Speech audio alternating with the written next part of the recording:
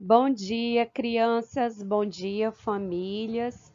Hoje, segunda-feira, 7 de junho, a nossa agenda do dia vai ser aula de língua portuguesa e aula de história. Todas as aulas são da apostila. Vamos lá. Hoje, em língua portuguesa, nós vamos trabalhar o gênero poema. O que é poema? Poema é um gênero textual que são escritos, na maioria das vezes, com estrofes, versos e rimas. O poema é um gênero textual relacionado com gêneros literários. Vamos lá. O que é estrofe? Estrofe é um conjunto de versos. Aqui a gente tem uma estrofe. Opa, deixa eu apagar aqui. Vamos lá. Aqui é uma estrofe, uma estrofe. Aqui é outra estrofe, né? Aqui é outra estrofe, aqui é outra estrofe e aqui é outra estrofe. Vamos lá contar? Uma estrofe, duas estrofes, três estrofes, quatro estrofes e cinco estrofes. Então, esse poema ele tem 5 estrofes. Versos é cada linha que forma a estrofe, ou seja, uma linha, né? Duas linhas, três linhas, 4 linhas. No primeiro estrofe tem 4 linhas. Geralmente as estrofes têm a mesma quantidade de linhas. Aí 4, 5, 6, aí você conta todas as linhas que vão formar as estrofes. Então, todas as linhas se chamam versos, tá? Verso é cada linha que forma a estrofe. Por exemplo, se eu falar, leio o quinto verso para mim, aí o quinto verso fala, dizia a primeira, é minha. Então, o verso é a linha, tá? Rimas. Rimas são as palavras encontradas, são as palavras que têm na última sílaba os sons escritos iguais, ou seja, elas vão rimar. Vamos lá ler o texto para a gente entender. A boneca, um texto de Olavo Bilac. Deixando a bola e a peteca, com quem ainda há pouco brincavam, por causa de uma boneca, duas meninas brigavam. Dizia a primeira, é minha, a outra gritava. E nenhuma se continha, nem a boneca largava. Quem mais sofria, coitada, era a boneca, já tinha toda a roupa estraçalhada e amarrotada a carinha. Tanto puxaram por ela que a pobre rasgou-se no meio, perdendo a estampa amarela, que lhe formava o recheio. E ao fim de tanta fadiga, voltando a bola e a peteca, ambas, por causa da briga, ficaram sem a boneca. Vocês viram? Então a gente sempre tem uma rima, né?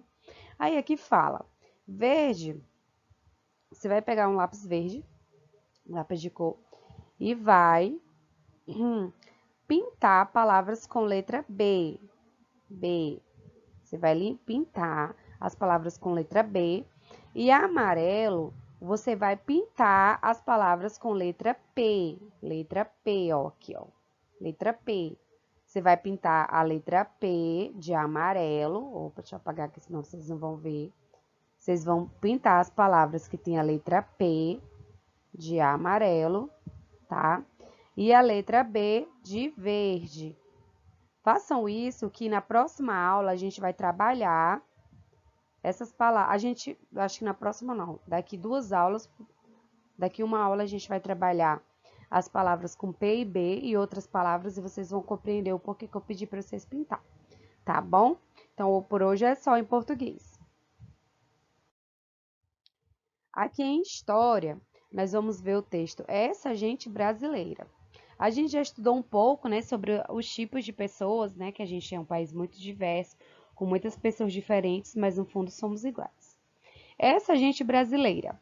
Você já observou como a população brasileira é variada em sua composição étnica? Isso se deve ao fato de miscigenação, ou seja, a mistura de raças que aconteceu no Brasil no processo de ocupação do território. Foi assim que tudo começou.